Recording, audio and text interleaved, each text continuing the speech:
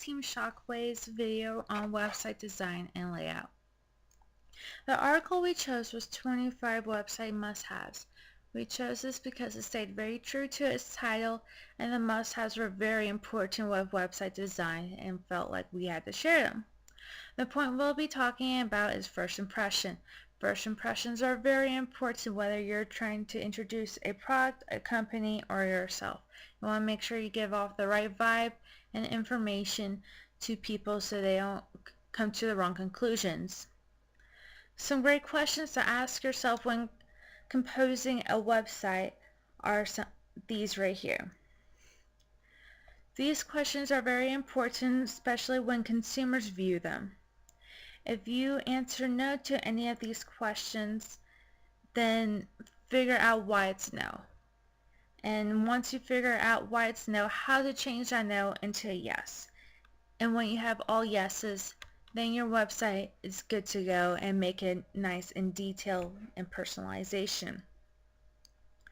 As we scroll further down the page onto the next one, we will be coming up to website designs tips. These tips are very helpful for when you are putting the finishing touches on your website. The first one is colors. Make sure you stay in the right theme. You don't want to be jumping out of the theme, and if you don't have a theme, build a theme. You want to stick to what your product is and what your logo has for colors. The next one will be animation, gadgets, and media. And it's very important to not have your website cluttered. Clutter is very bad in marketing. The more clutter you have, the worse it is. If it's not needed, then get rid of it. And then the last two. Layout. You want to stay true to the sitemap you created. You want to make it easy for consumers to look at it, to navigate it, and you don't want it to be overwhelming.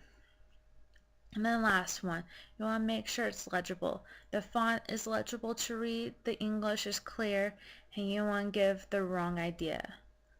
I hope these all help for your website design, and see you next week.